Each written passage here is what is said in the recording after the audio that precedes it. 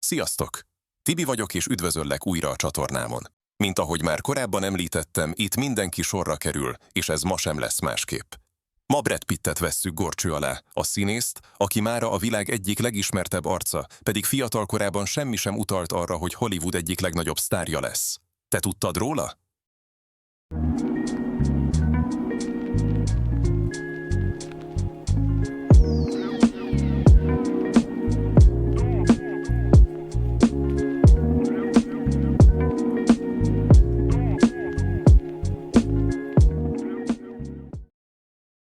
A Horror Hostess háza. Amikor Brad Pitt megvásárolta Los Angeles-i otthonát, valószínűleg nem számított arra, hogy egy igazán furcsa múltú épületbe költözik. A ház korábban Elvira, a híres horror hostess tulajdona volt, és több pletyka szerint okkult rituálékat tartottak benne. Egyes források szerint a házhoz titkos alaksori szoba is tartozott, amit Brad átalakítatott boros pincévé, de eredetileg meditációs szoba volt, furcsa jelképekkel a falon. Bár Brad soha nem kommentálta ezeket a híreszteléseket, egy közeli barátja úgy nyilatkozott, hogy Brad viccesen mindig csak démonos kúriának hívta a házat. Lehet, hogy csak tréfa volt, de a múlt megmarad. Ettől függetlenül Brad hosszú éveken át boldogan élt ott, sőt, még Angelina Jolie-val is itt kezdtek új életet. Vajon tényleg semmit nem érzett az előző tulajdonok furcsa energiáiból? Vagy csak jól titkolta? Az biztos, hogy nem akármilyen ingatlan volt. Az álnevek. Kevesen tudják, hogy Brad Pitt fiatal korában több álnevet is használt, amikor próbálta elkerülni a reflektorfényt. Még híressé válása után is előfordult, hogy bejelentkezett olcsó motelekbe álnéven, csak hogy egyedül lehessen. Egyik ilyen álnéven, Chad Sneed, például hosszabb időt is eltöltött Texasban, állítólag azért, hogy megfigyelje, hogyan élnek a hajléktalanok és a mélyszegénységben élők. A tapasztalatokat később beépítette szerepeibe is, például a Kalifornia című filmben játszott karakterébe.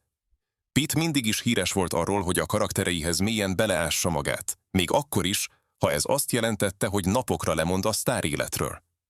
Ez a fajta odaadás és kíváncsiság tette őt igazán egyedivé Hollywoodban. Helikopterrel az általános iskolában. Egy filmforgatás után Brad Pitt úgy döntött, hogy gyorsabban haza akar jutni, és egy magánhelikopterrel utazott. A gond csak az volt, hogy a leszállási engedélye nem volt megfelelő. Végül egy Los Angeles-i iskola udvarán landolt, amit azonnal kiürítettek. Az esetből kis híján botrány lett, de mivel a gyerekek nagy része csak annyit érzékelt, hogy valami híres ember helikopterrel jött, a helyzet elcsitult. A rendőrség figyelmeztette Pittet, de nem indított eljárást. Később azt mondta: nem gondoltam volna, hogy egy helikopter ennyit kavart. Nos, egy Brad Pitt nevű helikopterrel érkezni valóban elég feltűnő. A titkos gyerek szoba.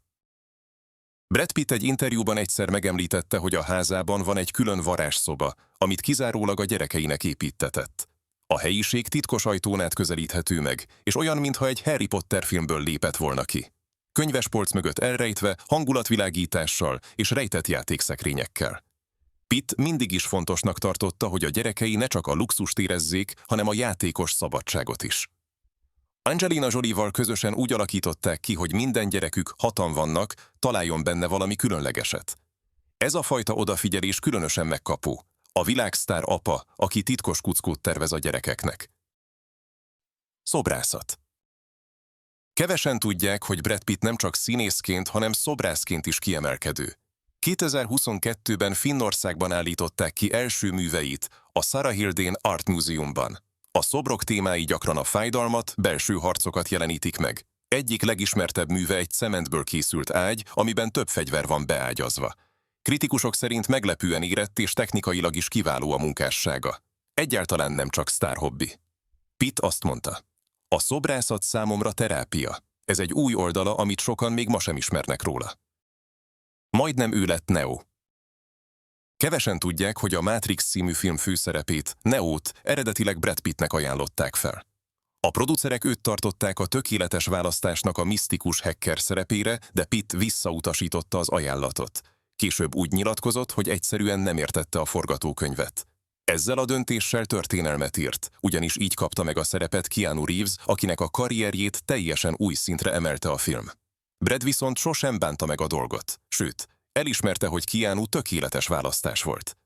Később sok rajongó próbált elképzelni egy alternatív Matrixot Pitt főszereplésével, és még deepfake videók is készültek róla. Ez a történet jól mutatja, hogy még a legnagyobb sztárok sem mindig érzik előre, mi lesz kultikus. Néha a nem válasz hozza meg a legérdekesebb következményeket. Az áruhás jótevő. 2020-ban a világjárvány csúcsán Brad Pittet több alkalommal is lencsevégre kapták, ahogy Los Angeles utcáin ételt oszt hajléktalanoknak, teljes áruhában.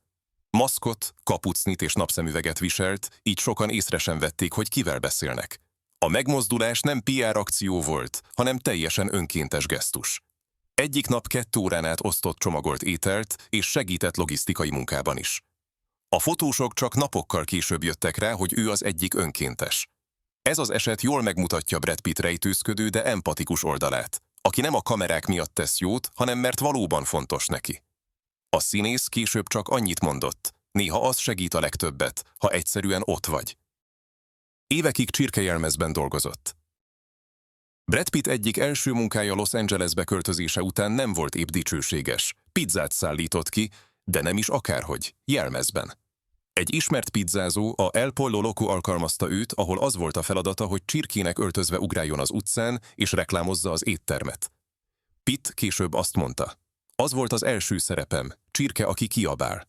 Mindennek tetejében nem volt engedélyük a nyilvános reklámozásra, így többször figyelmeztették a rendőrök is. Ez az időszak számára nem volt szégyen, hanem tanulás. Állítja, itt tanulta meg, hogy a munka az munka, és mindent bele kell adni. Lehet, hogy nehéz volt, de ezekből a tapasztalatokból építkezett később is. A legenda szerint egyszer egy producer is látta őt csirkeként, és ez később segített neki eljutni egy meghallgatásra. 49 éves koráig csak ritkán használt telefont. Míg a legtöbb ember már a 2000-es évek elején is mobiltelefon függő volt, Brad Pitt egészen 2013-ig nem használt okostelefont. Sőt, azt nyilatkozta, hogy se e-mailt, se telefont nem bírok kezelni, mert elvesz az életemből. Ehelyett titkárokon keresztül kommunikált, és személyes találkozókat preferált. Ez akkoriban nagyon szokatlannak számított, főleg egy világsztárnál. Pitt állítólag gyakran lemaradt szerepajánlatokról vagy eseményekről, mert nem volt elérhető. Viszont szerinte ez segített megőrizni a mentális egészségét, és nem érezte, hogy mindent azonnal reagálnia kell. Csak évekkel később kezdett el használni egy minimális funkciójú okostelefont, és azt is inkább zenehallgatásra. Elmondása szerint az információ túladagolás nem nekem való. Egy hollywoodi szupersztártól ez meglepően visszafogott hozzáállás. Házimozi. Míg sok híresség luxusmedencét vagy fitnesstermet épített, Brad Pitt egy egész házimozit hozott létre saját otthonában, de nem is akármilyet.